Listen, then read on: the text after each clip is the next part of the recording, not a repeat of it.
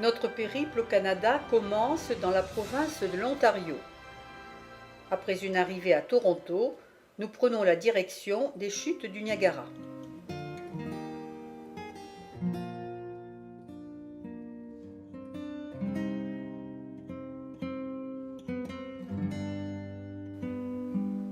Un premier arrêt a lieu au pittoresque village de Niagara-on-the-Lake, aux rues bordées d'élégantes bâtisses et demeures de style purement britannique.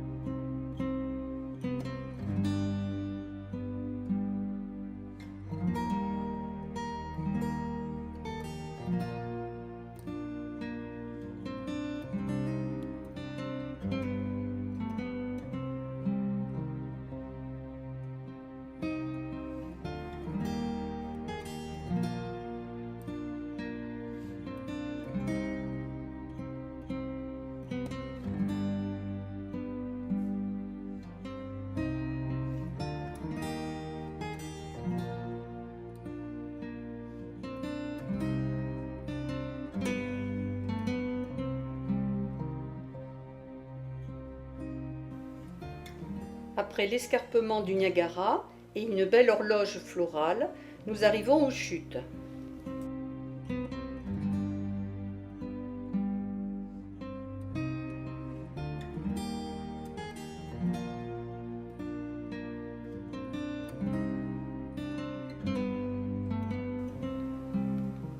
À la frontière entre le Canada et les États-Unis, la rivière Niagara, qui relie le lac Erie au lac Ontario, dévale une falaise de plus de 50 mètres. Les chutes américaines sont larges de 260 mètres. Du côté canadien, les chutes, larges de 675 mètres, sont en forme de fer à cheval.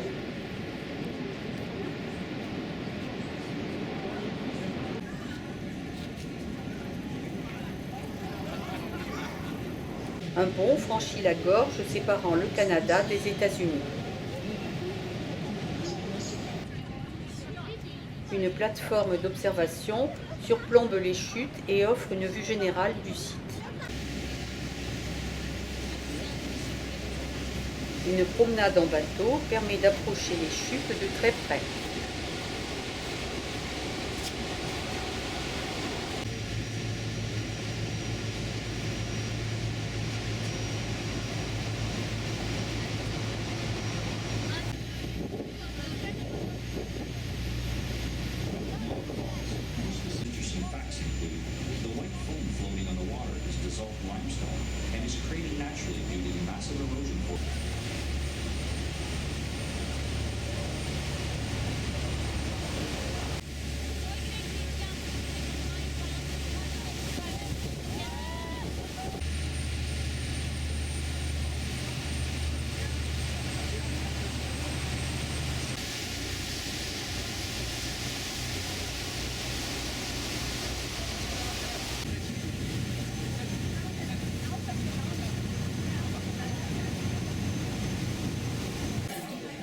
Durant le repas, dans un restaurant avec vue panoramique, le soleil a la bonne idée de sortir, éclairant les chutes d'une lumière nouvelle.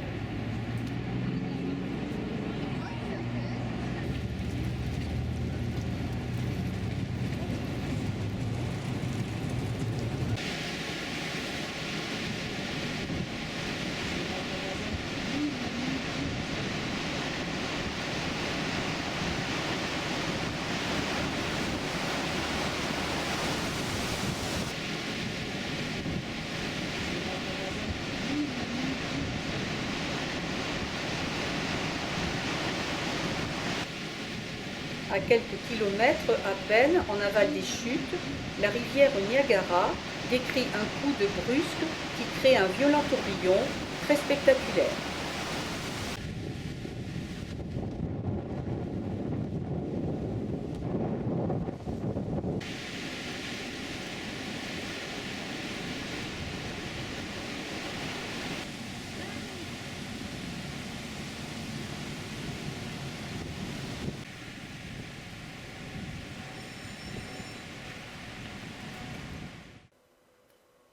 Comme à l'aller, nous franchissons le canal Véland, creusé au début du XIXe siècle. Long de 42 km, navigable, il relie les lacs Erie et Ontario en contournant les chutes. En cours de route, nous remarquons un certain nombre de vignobles. La région de Niagara produit un vin renommé.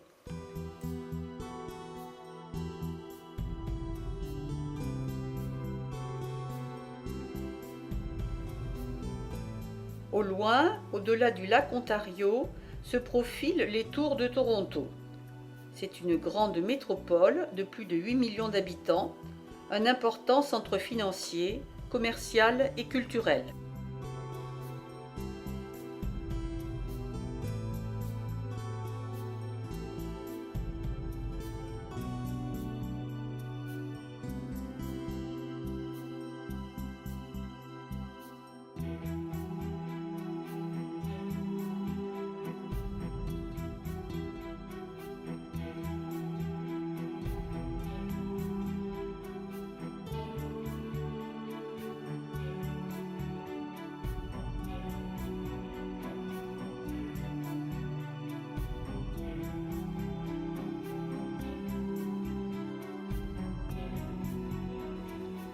Le nouvel hôtel de ville, ultramoderne, remplace depuis 1965 l'ancien hôtel de ville du XIXe siècle, aujourd'hui un tribunal de province.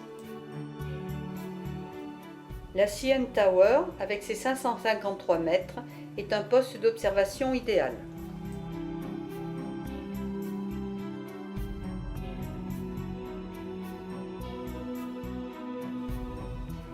On peut admirer la ville illuminée à 346 mètres au-dessus du sol.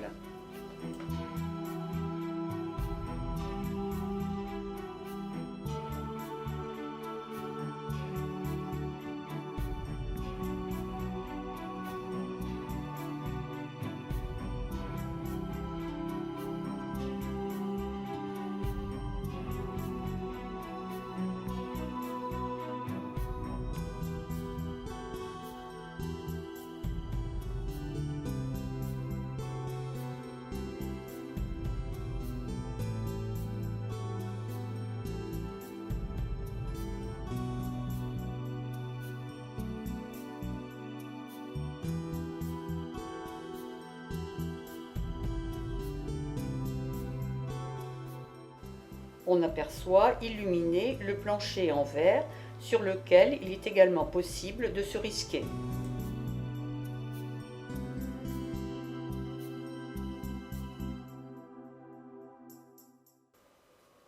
Tout au bout du lac Ontario, Kingston a été la première capitale du Canada uni.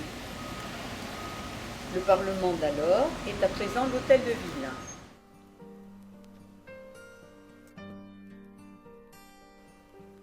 La capitale devait être par roulement Kingston, Toronto, Ottawa ou Québec.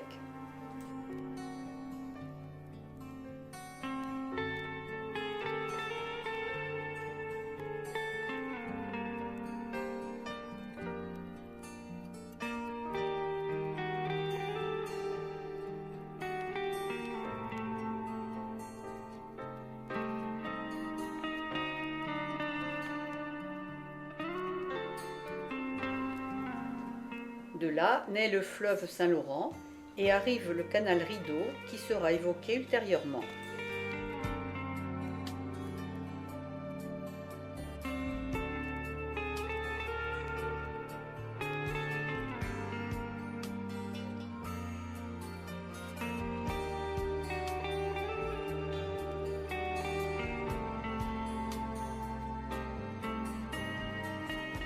Kingston ou la localité voisine de Gananoque sont des départs de croisière vers les Mille-Îles.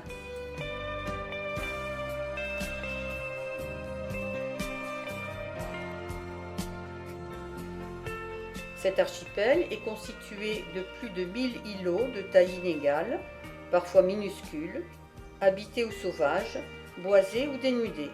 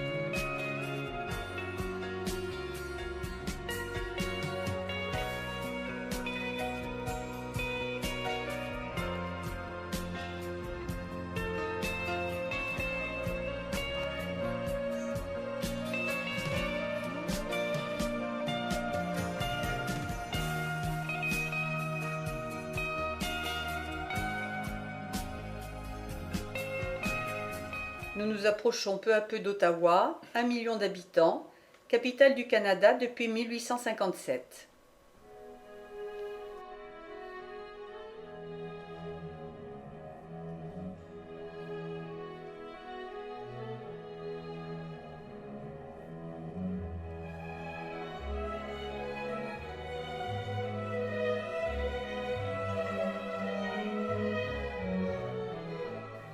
Même en pleine ville, les écureuils sont très à l'aise.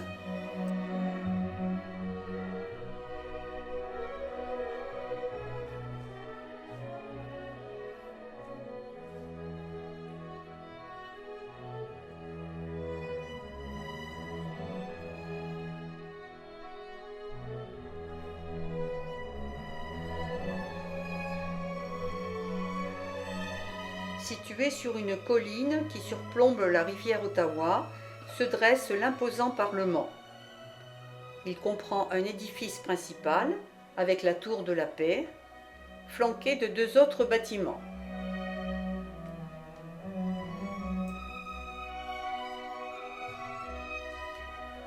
De style néogothique victorien, en grès, il a été achevé en 1860.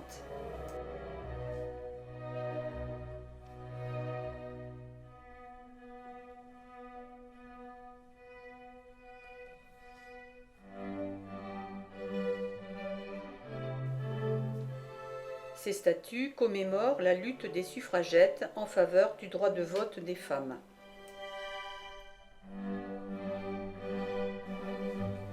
Du haut de la colline, on découvre au-delà de la rivière Ottawa de nombreux édifices. Le musée des Beaux-Arts et la cathédrale Notre-Dame, de culte catholique, construite au milieu du XIXe siècle. L'ambassade des États-Unis, le Château Laurier, un des grands hôtels de luxe construits par les compagnies de chemin de fer au début du XXe siècle.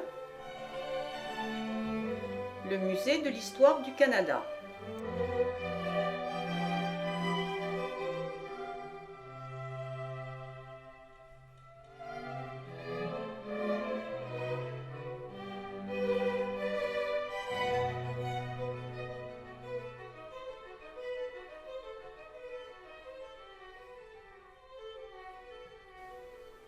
Sur la place s'élève un monument commémoratif de guerre du Canada.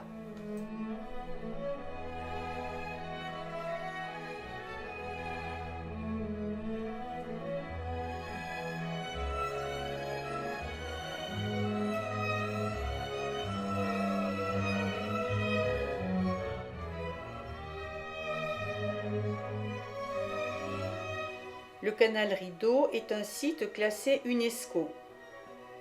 Long de 200 km, il a été aménagé au XIXe siècle entre Ottawa et Kingston pour la navigation.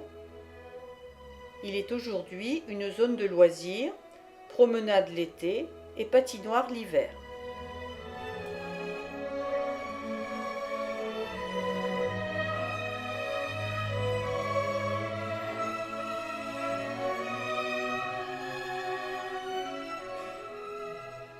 Au Musée canadien de l'histoire, la splendide grande galerie abrite une importante collection de totems.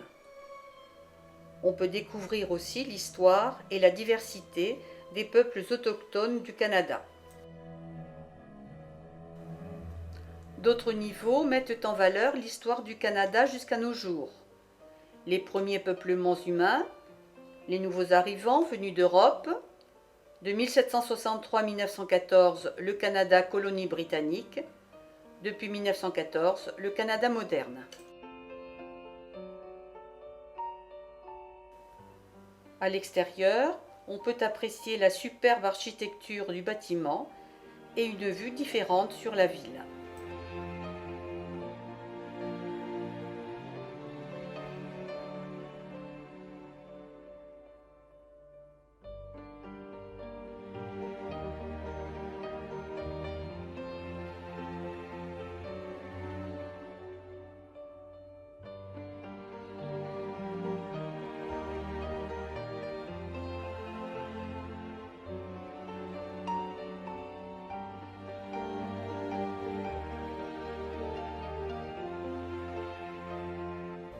Devant le musée des Beaux-Arts, cette curieuse réalisation est appelée Maman.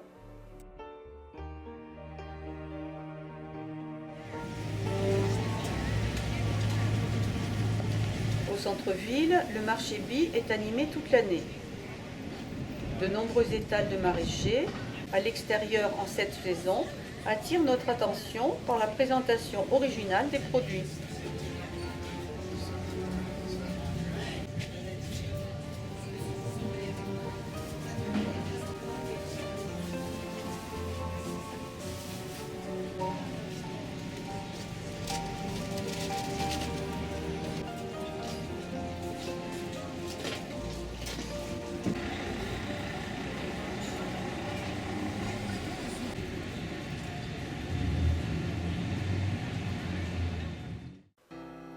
À Montréal, 3 millions d'habitants, nous venons d'arriver au Québec, province francophone. C'est l'acte de Québec en 1774 qui permet aux Canadiens français de garder leur langue et leur religion. Par le pont Jacques-Cartier, nous gagnons l'île Sainte-Hélène qui offre de jolies vues sur la ville.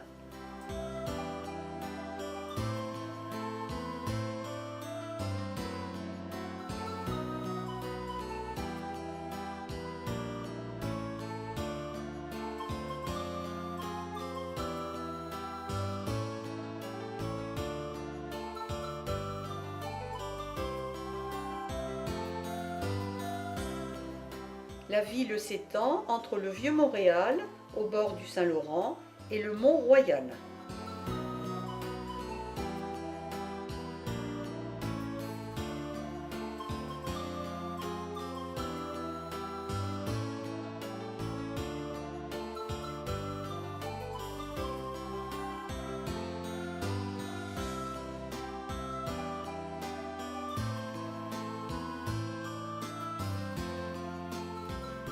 C'est cette colline de 234 mètres au centre de l'île, appelée la Montagne, qui a donné son nom à la ville. Le parc du Mont-Royal, créé en 1876, constitue une zone verte protégée très importante pour Montréal.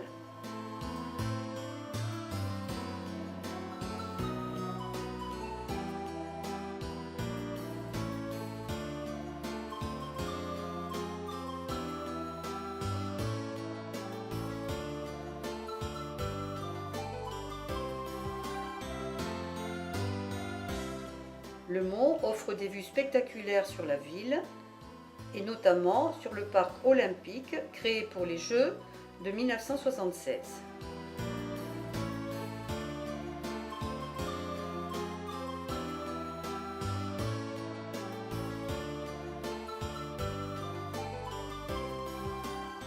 Retour vers la ville pour d'autres découvertes. De nombreuses façades possèdent des escaliers extérieurs de toutes formes, particularité de Montréal.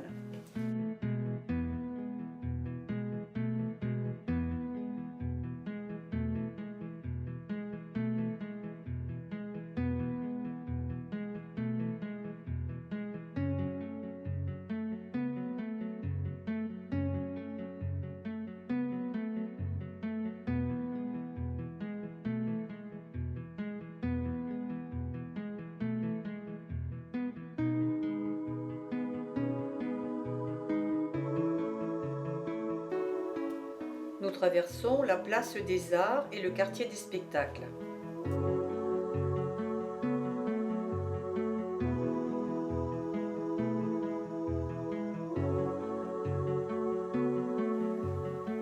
En 1966, quand les premières lignes de métro ont été ouvertes, la ville souterraine a commencé à se constituer. Aujourd'hui, elle s'étire sur plus de 30 km. On y trouve de multiples magasins, restaurants, hôtels et salles de spectacle.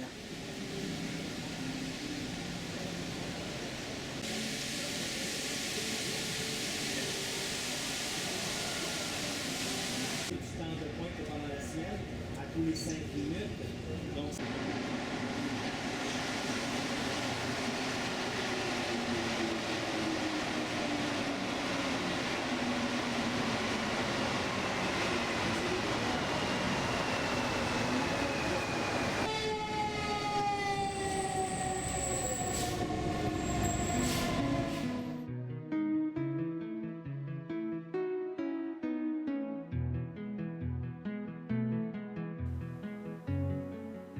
C'est du balcon de l'hôtel de ville qu'en 1967, De Gaulle avait lancé son fameux « Vive le Québec libre ».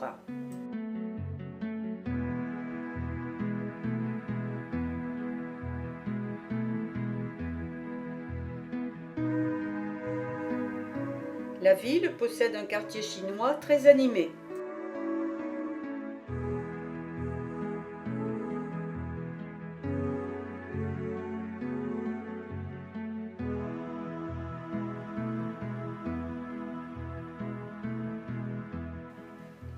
La basilique Notre-Dame de Montréal, bâtie en 1829, est l'église catholique la plus vaste de la ville.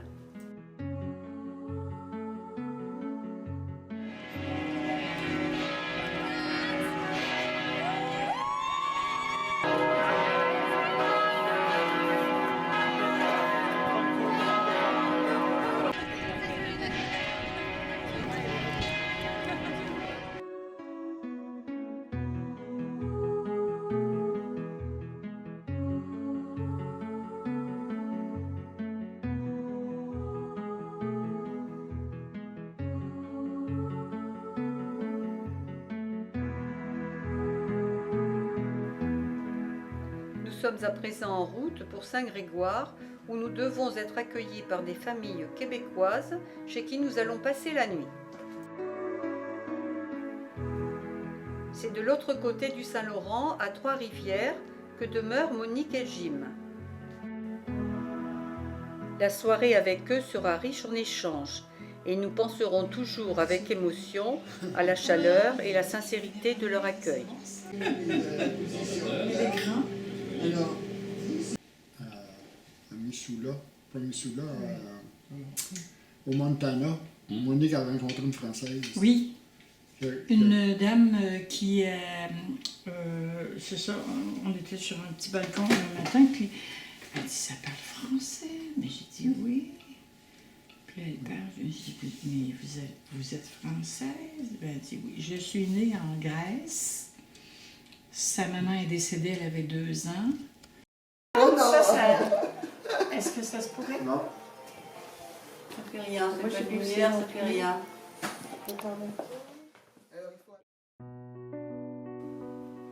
Dans un parc, Jim nous fait découvrir le drapeau acadien.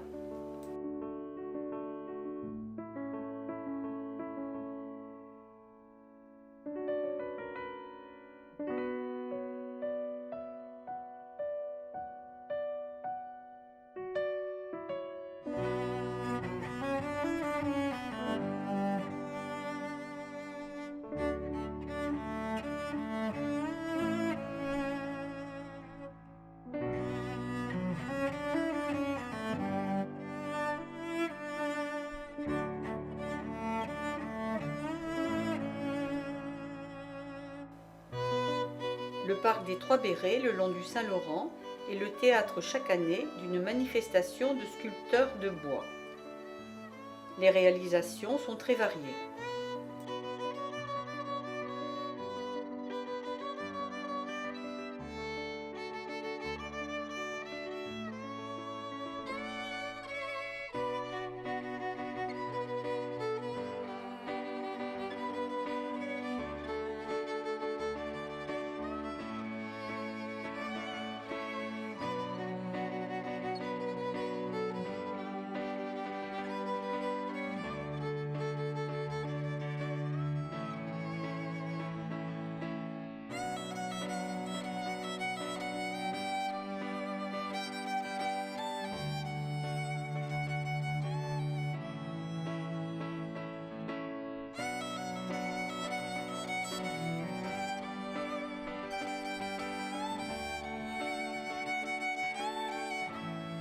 Le parc national du Bic a été créé en 1984 pour protéger la faune et la flore du Saint-Laurent.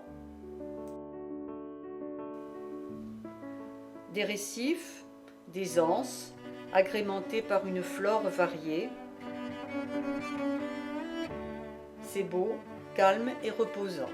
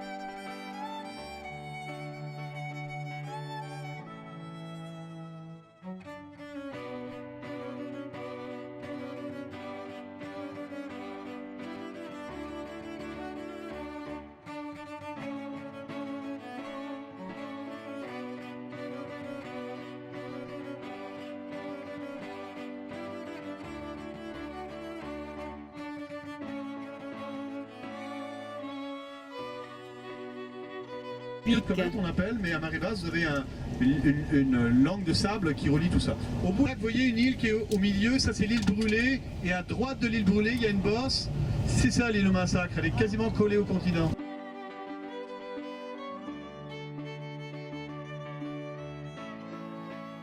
À Pointe-au-Père s'élève le deuxième plus haut phare du Canada, bâti en 1909.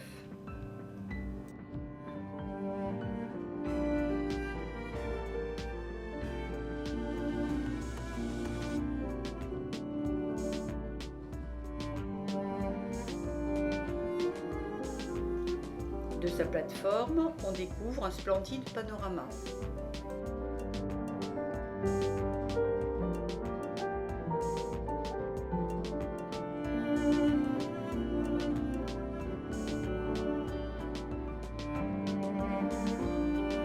Pointe-au-Père est un des nombreux phares qui jalonnent le Saint-Laurent pour faciliter la navigation souvent délicate.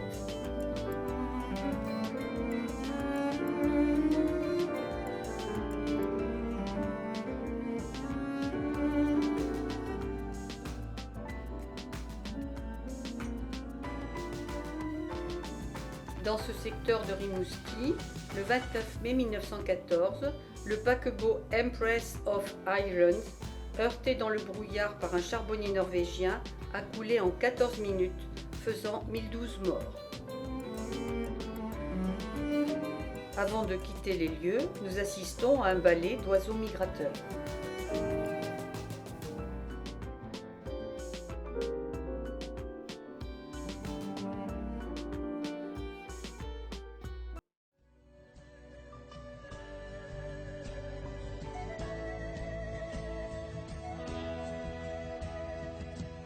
Nous partons vers la péninsule de Gaspésie par la vallée de la rivière Matapédia, renommée pour la pêche au saumon.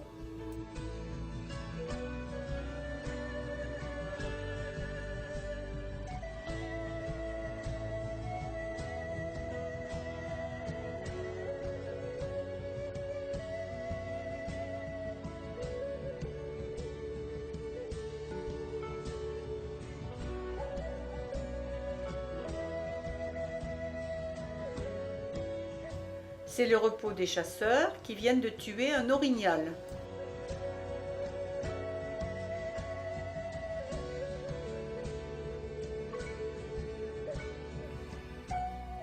Ormes et érables sont déjà revêtus de belles couleurs.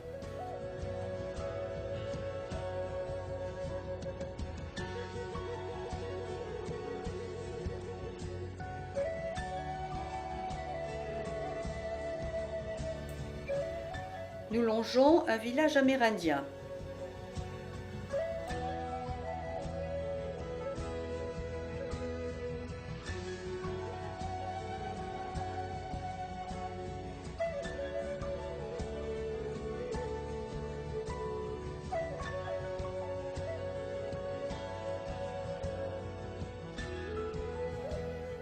De l'autre côté de la baie des Chaleurs, c'est le Nouveau-Brunswick, terre redevenue acadienne à partir de 1763.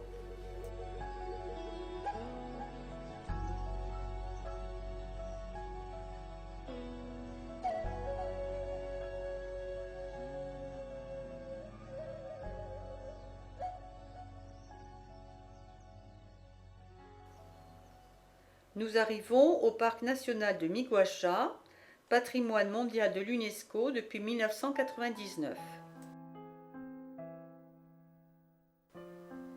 Nous sommes plongés dans le monde du Dévonien supérieur il y a 400 millions d'années.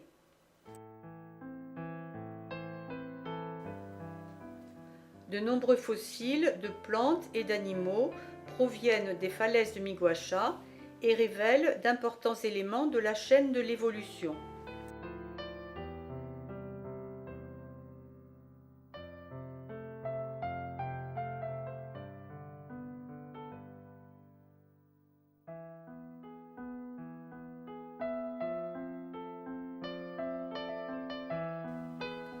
Ce fossile, unique au monde, expliquerait le passage de la vie aquatique à la vie terrestre.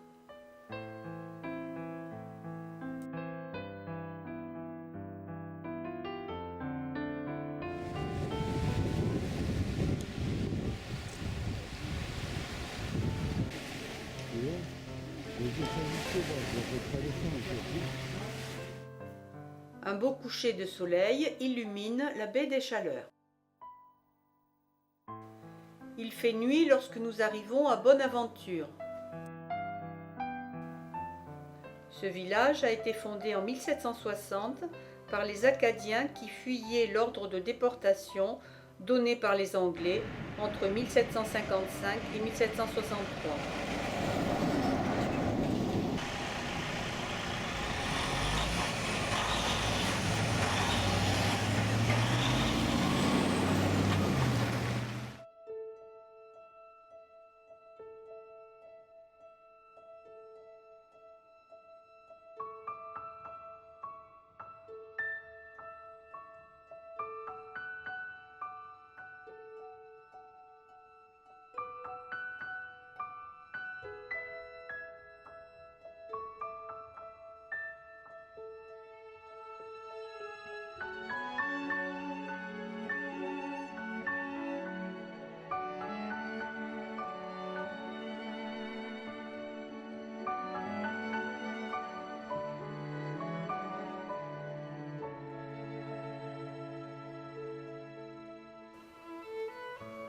Percé situé à la pointe de la péninsule gaspésienne, doit son nom à l'énorme rocher percé qui se dresse au milieu de sa baie.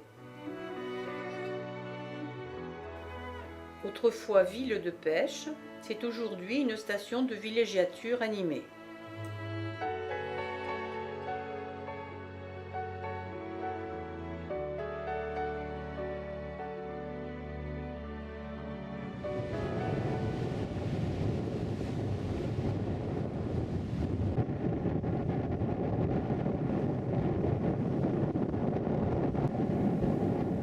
Une excursion en bateau permet de s'approcher plus près du rocher.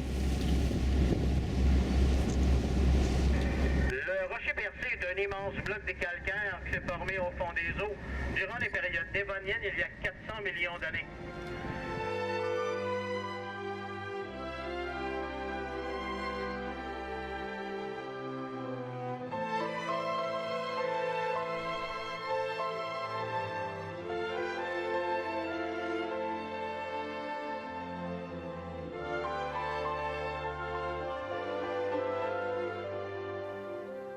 Puis le bateau gagne l'île Bonaventure toute proche. Des multitudes d'oiseaux et surtout des fous de bassan nichent dans les hautes falaises à l'est de l'île.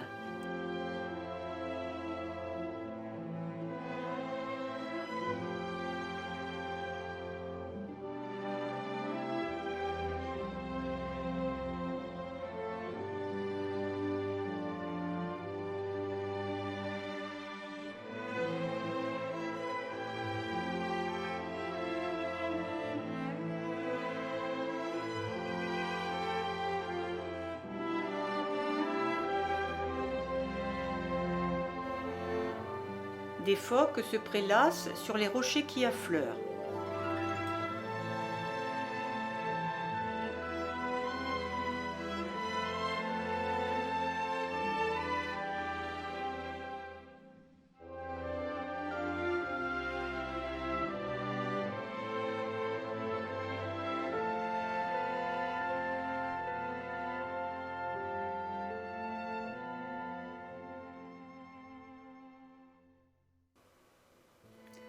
Le bateau a accosté et nous traversons l'île pour aller observer de près les fous de bassan.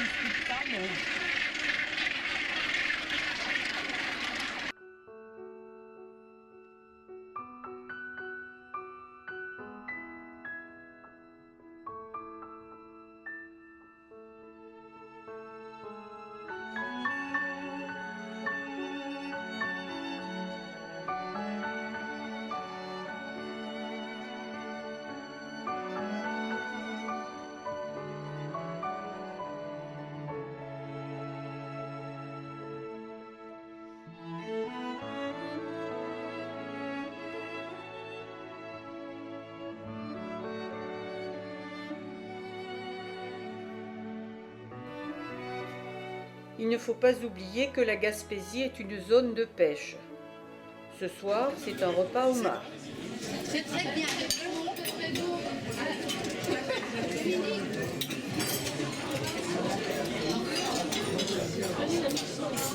Je souris, c'est généralement Je souris parce que généralement on a l'impression. Je coupe.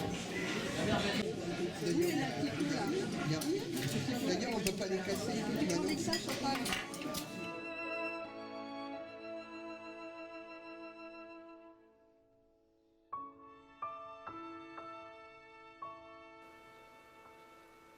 À Gaspé, tout est prévu pour la croisière d'observation des baleines.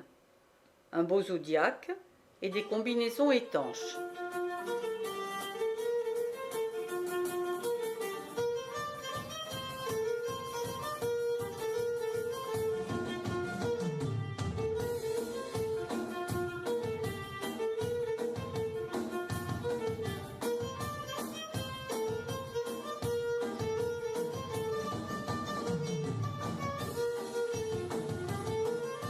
Mais pluie, vent, froid, forte houle rendent la navigation délicate.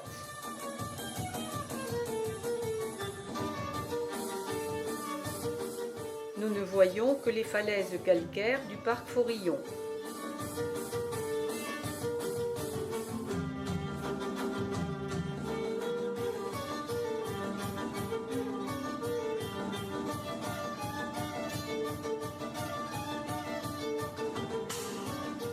Et il faut rentrer prématurément sans avoir vu la moindre baleine.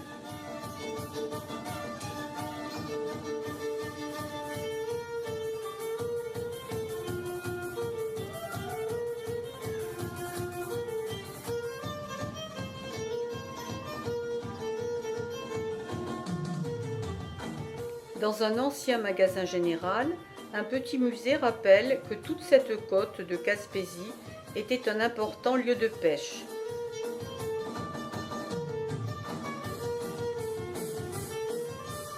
La morue salée séchée était vendue à l'étranger, notamment en Europe et surtout au Portugal.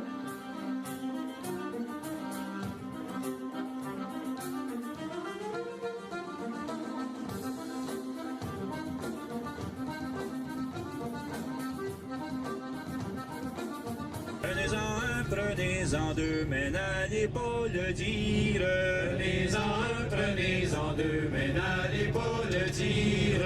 Car si mon papa le savait, il en saurait leur dire, ah oui bien, un petit mot pour rire, mesdames, et puis un petit coup à boire. Un petit mot pour rire, mesdames, et puis un petit coup à boire.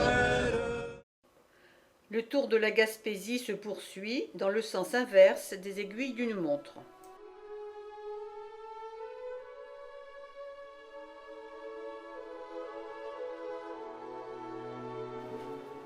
Sous la conduite d'un guide, nous découvrons le parc national de la Gaspésie.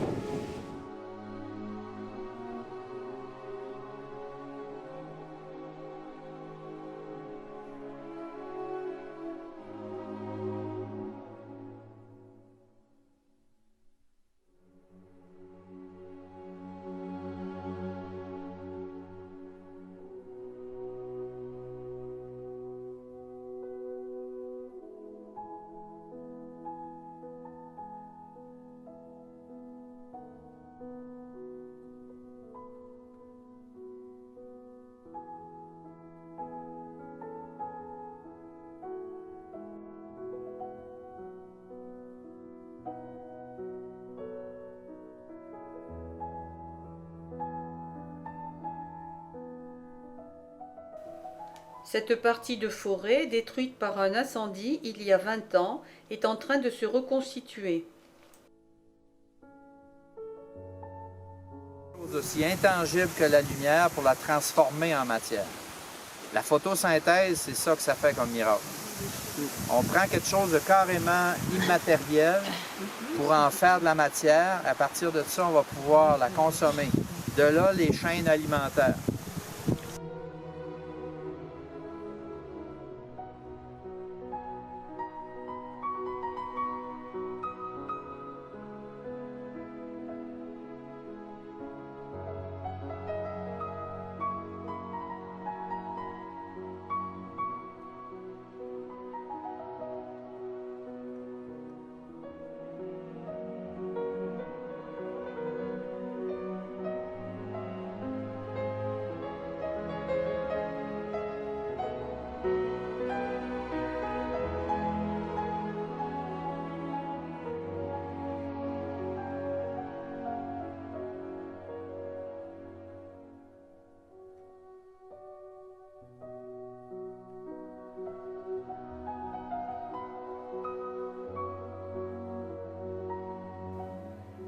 Les orignaux qui vivent dans le parc se nourrissent de branches et feuilles et souvent détruisent les arbres.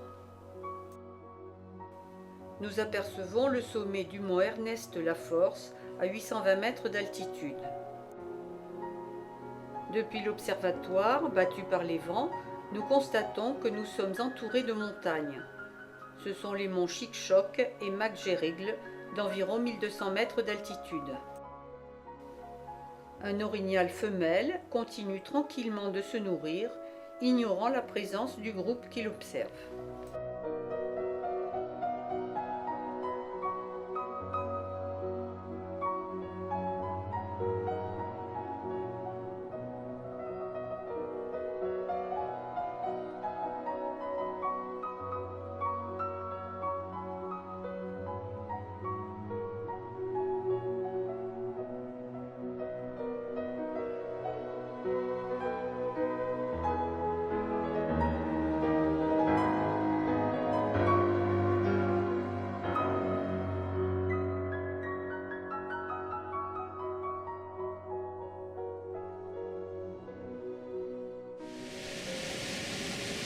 Matane est connue pour sa pêche au saumon. La passe migratoire du barrage Mathieu d'Amour permet aux poissons de remonter le cours de la rivière Matane entre juin et octobre.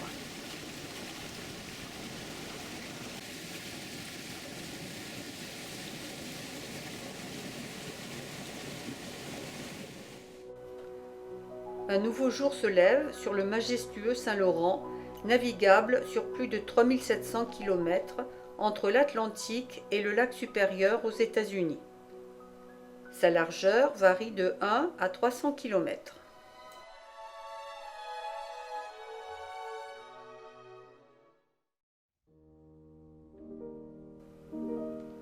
Aux environs de Rimouski, nous sommes accueillis dans le domaine Valga, au cœur de la forêt. Les arbres ont revêtu leur plus belle couleur d'automne.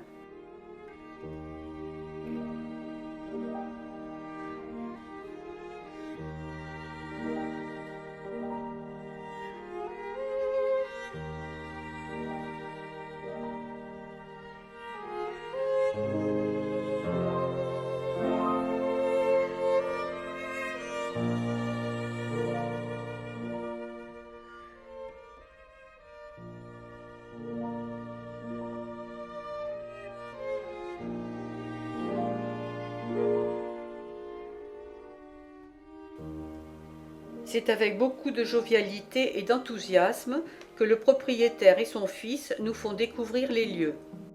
C'est ça la mort de Pline? Ouais, on appelle ça un balai de sorcière, nous. De mourir.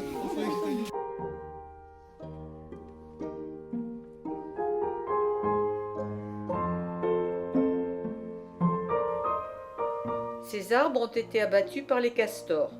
C'est l'occasion d'être informé sur leur construction de barrages ou de cabanes. C'est des gens, hein. Puis ça construit de manière structurée, quoi. C'est pas tout en vrac. Hein. Il met ça sous l'eau pour être capable d'aller sous la glace chercher sa nourriture cet hiver.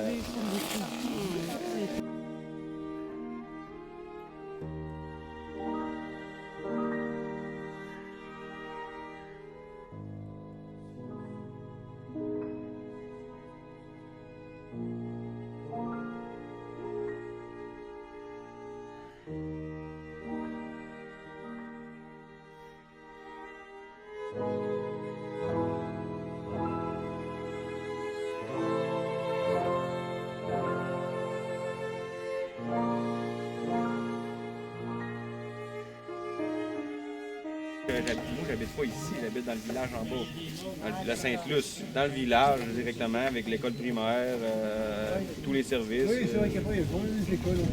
Ouais, dans tous les villages, dans toutes les communes, il y a une école primaire, jusqu'à 12 ans.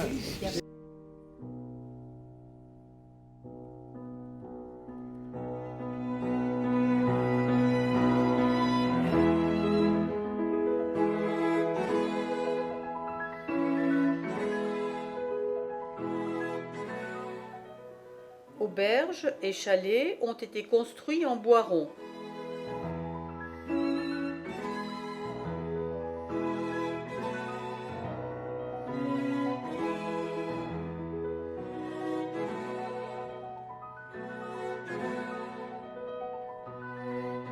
Ceux qui veulent essayer, hein? Ouais. Ah oui, Venez ici, ceux qui veulent essayer. Essayez. Bon, ouais, voilà. Un peu. C'est bon? Ouais. Elle lâche? Ouais, elle se regarde. Une extension en cours de réalisation permet de découvrir ce mode original de construction en bois rond.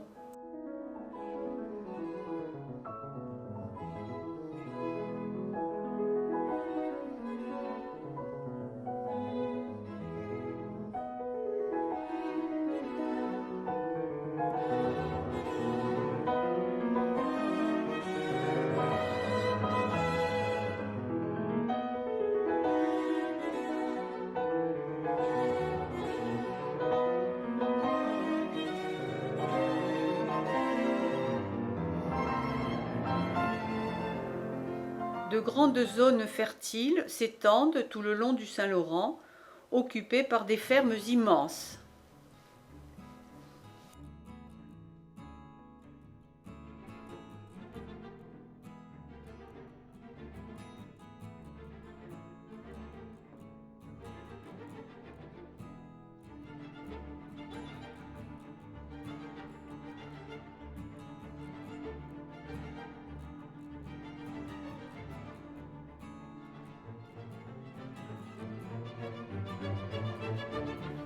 Le traversier de Lévis offre de superbes vues sur la ville de Québec.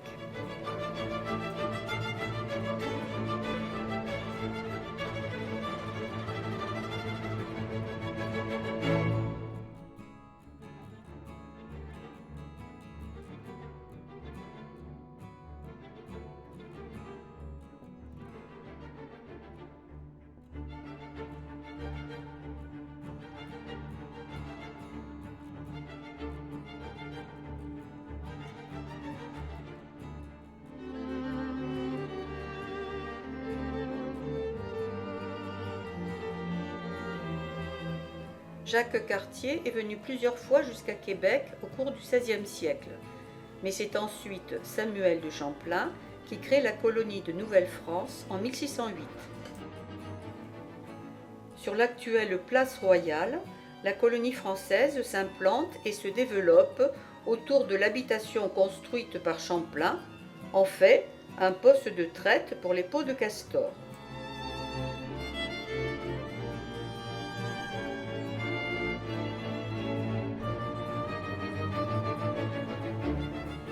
Une maison d'époque a encore un toit recouvert de bardeaux.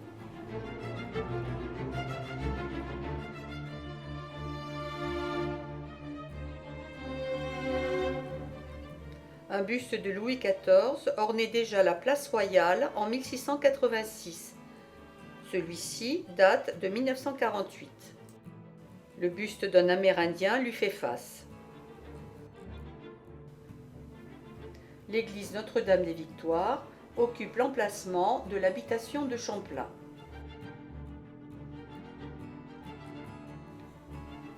La maquette du Brézé, le navire qui avait amené des troupes françaises à Québec en 1664, est suspendue dans l'église.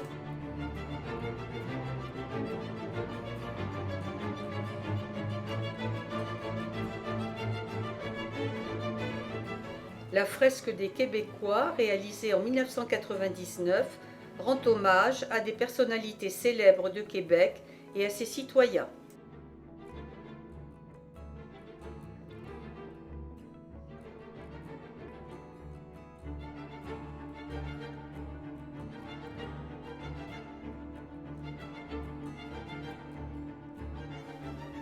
Tout au fond de la rue, c'est une maison construite en 1683 qui sert de gare aux funiculaires.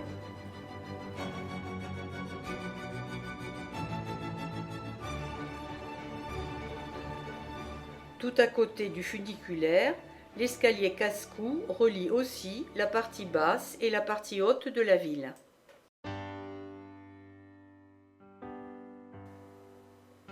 Il fait bon flâner dans la très vivante rue du Petit Champlain, bordée de boutiques, d'artistes et d'artisans.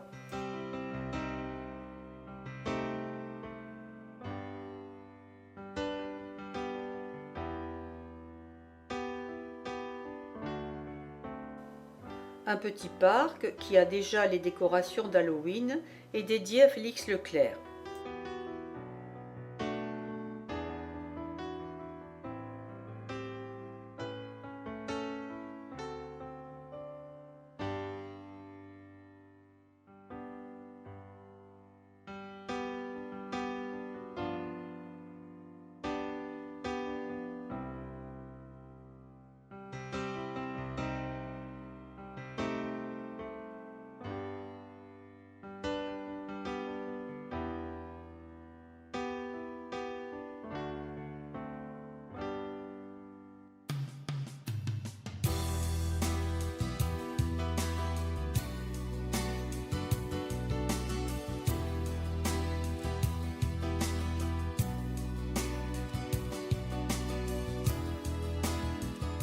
Retour à la place royale, à présent illuminée.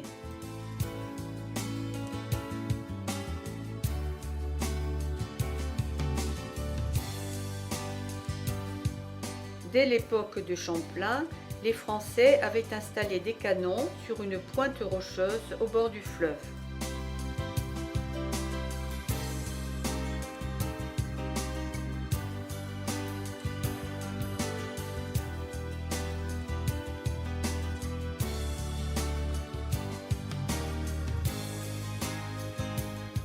Le château Frontenac a revêtu ses habits de lumière.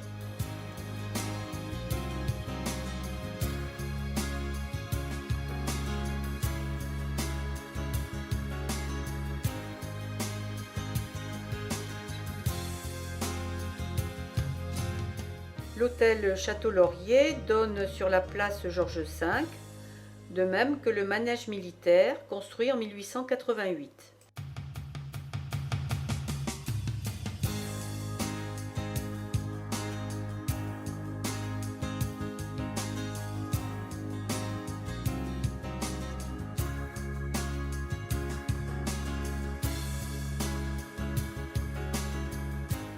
Après la visite de la ville basse et du Vieux-Québec, nous partons découvrir la ville haute et d'autres aspects de Québec.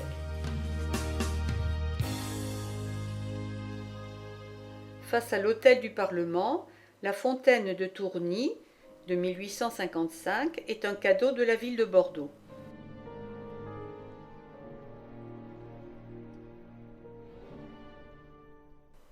L'hôtel du Parlement, bâti en 1886, de style Second Empire, présente une imposante façade ornée de personnages ayant marqué l'histoire de la province.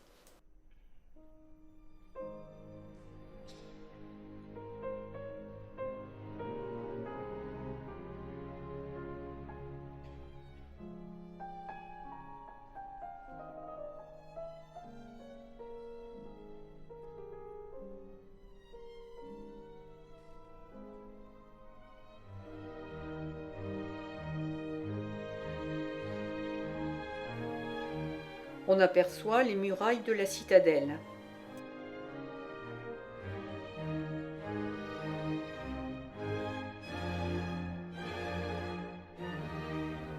Le parc des Plaines d'Abraham, actuellement parc des champs de bataille, a été le théâtre de la bataille décisive de 1759 entre les Anglais et les Français mal préparés sous les ordres de Montcalm.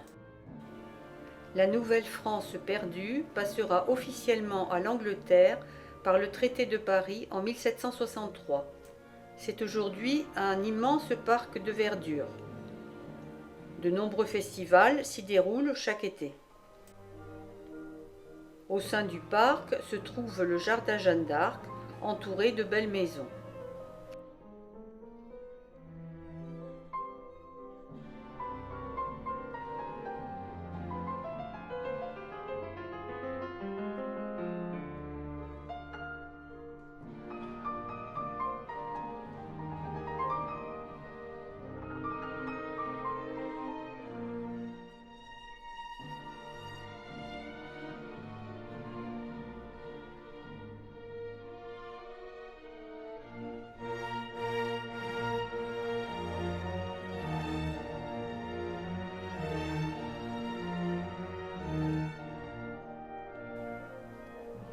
une tour martello de défense, 1812.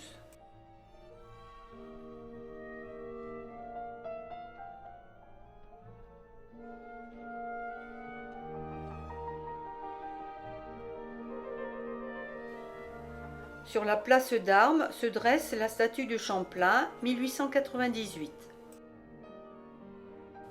Devant le château Frontenac, la terrasse du Ferin constitue une promenade idéale pour admirer la ville, le fleuve et ses environs. En hiver, la glissade amuse petits et grands depuis 1884. Tout au bout de la terrasse, le drapeau flotte sur la citadelle. Le château Frontenac, symbole de Québec, est un prestigieux hôtel inauguré en 1893 par la compagnie ferroviaire Canadian Pacific.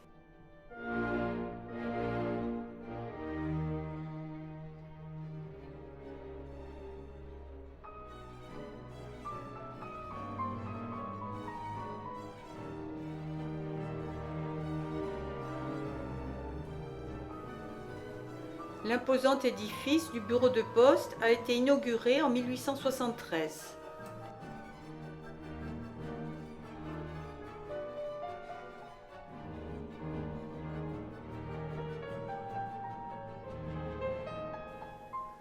L'étroite rue du Trésor, tracée en 1689, est devenue une galerie d'art en plein air.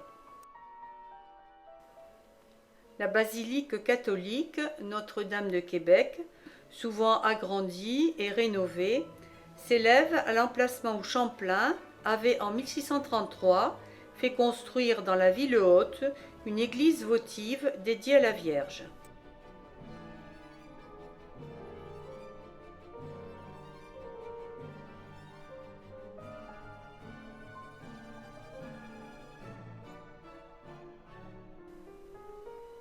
L'hôtel de ville a été inauguré en 1896.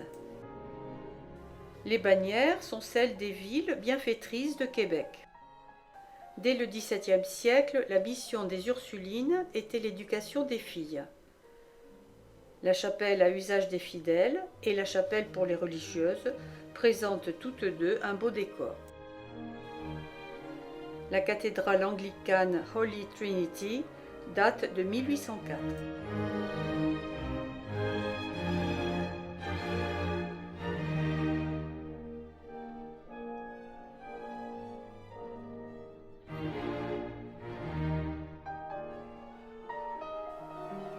Le séminaire de Québec, créé en 1663 par Monseigneur Laval, est devenu en 1852 la première université française en Amérique.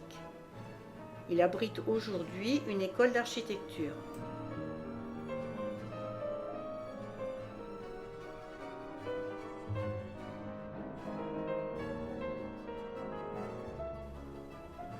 La petite maison Jacquet de 1677 est la plus vieille demeure du Québec.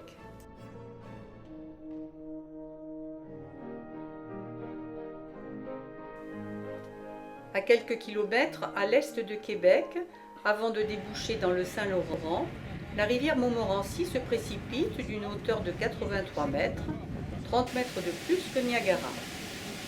487 marches accrochées à la falaise permettent de parvenir au pied de la chute. Un pont suspendu enjambe la rivière et offre une vue spectaculaire sur les chutes assourdissantes.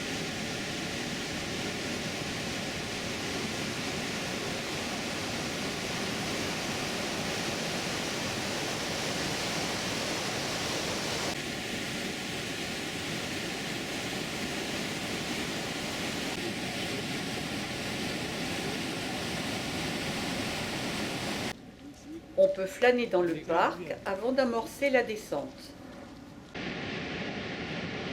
La chute Montmorency est une très belle cascade en été et devient un énorme cône de glace en hiver.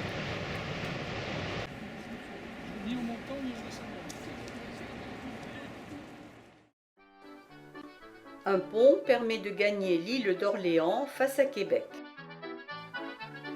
L'île d'Orléans, c'est 42 000 de choses tranquilles pour oublier toutes ses blessures, disait Félix Leclerc. L'île est couverte d'érablières au nord et sur le plateau central. Le dîner, dans une cabane à sucre, donne l'occasion de déguster des plats typiques largement arrosés de sirop d'érable, de découvrir aussi les activités des bûcherons durant les longues soirées d'hiver. On joue de la musique, on se divertit avec de petits jouets fabriqués avec le bois, on danse.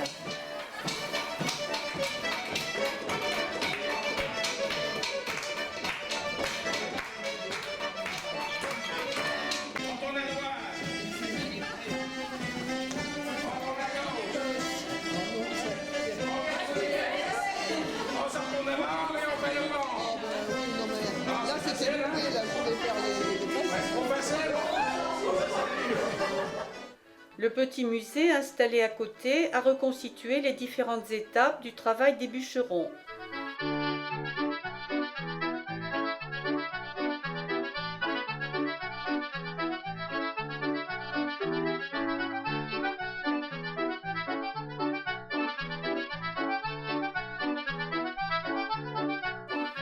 On y voit aussi les étapes de la fabrication du sirop d'érable, déjà en vigueur chez les Amérindiens.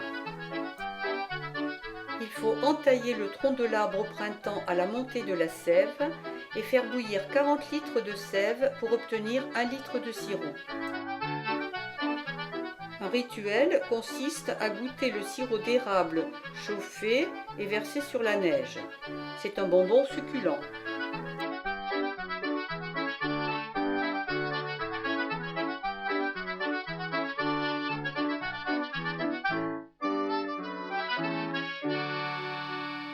À la vue des vertes prairies bordant le fleuve à l'est de Québec, Jacques Cartier se serait écrié « Quel beau pré !» Champlain et les colons se sont établis sur ces terres dès 1630.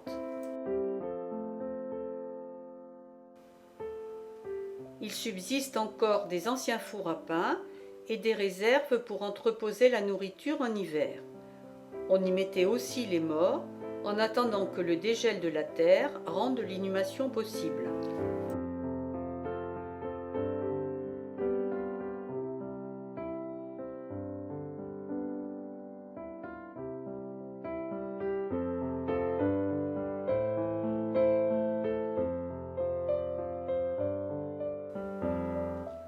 Le sanctuaire de Sainte-Anne de Beaupré est un haut lieu de pèlerinage fondé en 1658 par les pionniers de la côte de Beaupré. La basilique actuelle date des années 1920.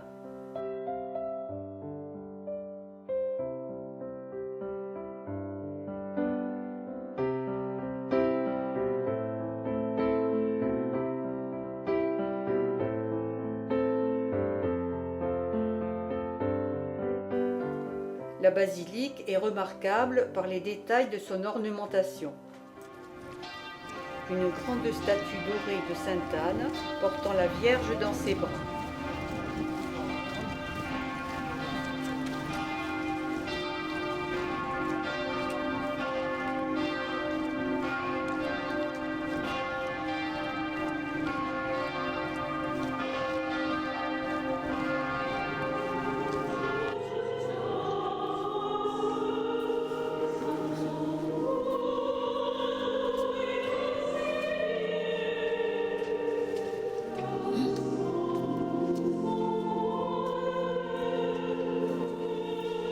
La voûte à berceau est couverte de mosaïques à fond d'or relatant la vie de la sainte.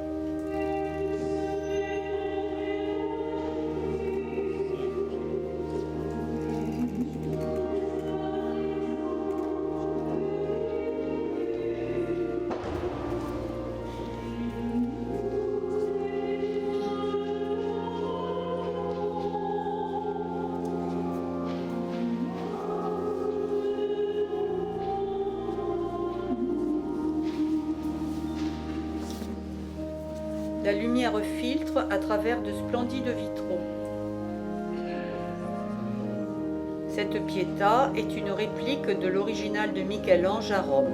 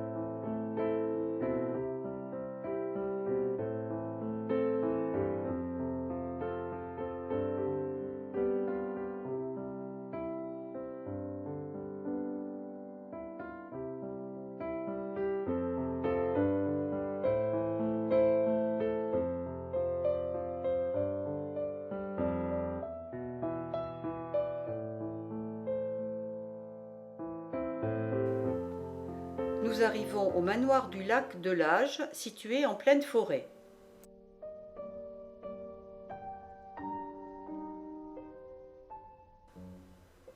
Ces installations de chaises nous intriguent. C'est un mariage qui doit se dérouler là. La vue est splendide, mais il ne fait vraiment pas chaud.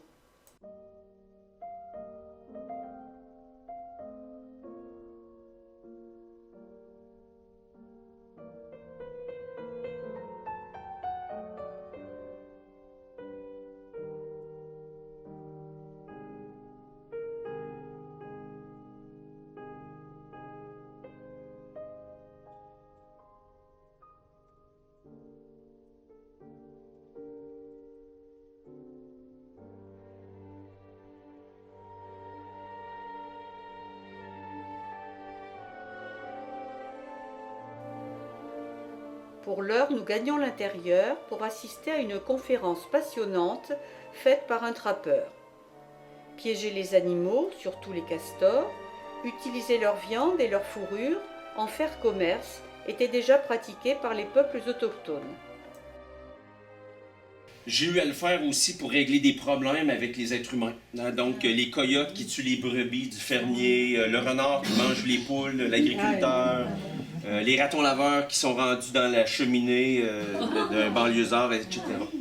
Donc, j'ai eu à faire du piégeage pour plein de raisons et je suis aussi impliqué dans le piégeage pour le commerce de la fourrure, qui est une industrie qui est vieille comme l'Amérique du Nord.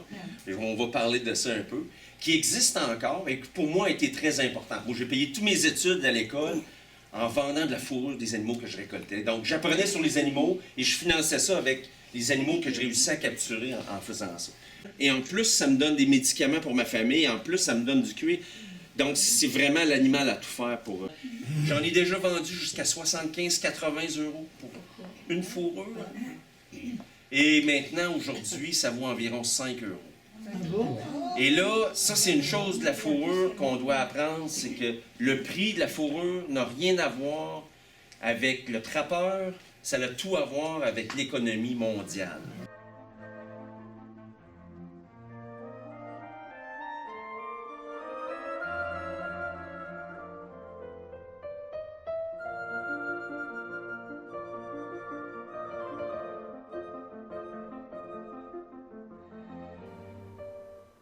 La journée n'est pas terminée.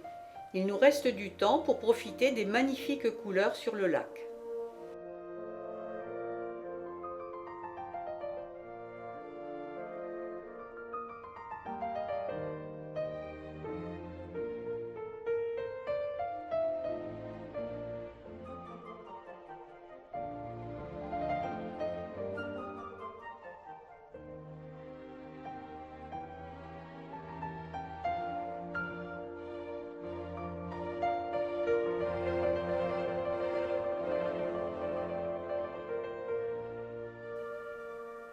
Et le soir venu, nous découvrons une autre activité traditionnelle, celle des contes et légendes. Qui était une sorte de machine qui envoyait des ondes. C'était des ondes dans l'air. Mais c'était pas précisé à quoi ça servait. Dans le bas de la lettre, tout ce que Matthews pouvait lire, c'était « Sois patient, eux vont t'expliquer ». Ça ne veut rien dire, tout à fait là. Arthur Matthews était bien occupé, il avait beaucoup de travail, il était quand même, son emploi d'ingénieur hydroélectrique au Canadien national occupait quand même beaucoup. Fait qu'il laisse ça soigneusement sur son pupitre dans son laboratoire. Il dit, aussitôt que j'ai le temps, je m'en occupe, ça a l'air important.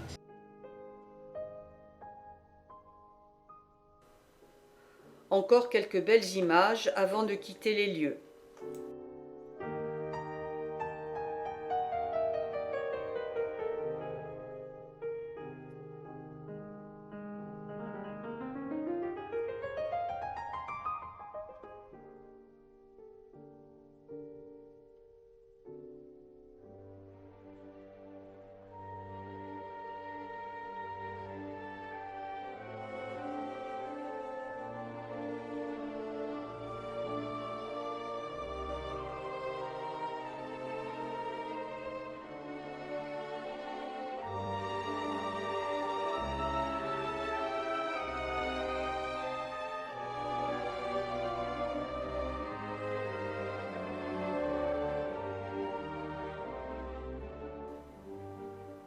Le moment de regagner Montréal et l'aéroport approche. Mais auparavant, nous avons souhaité prendre un peu de hauteur au-dessus de la Mauricie.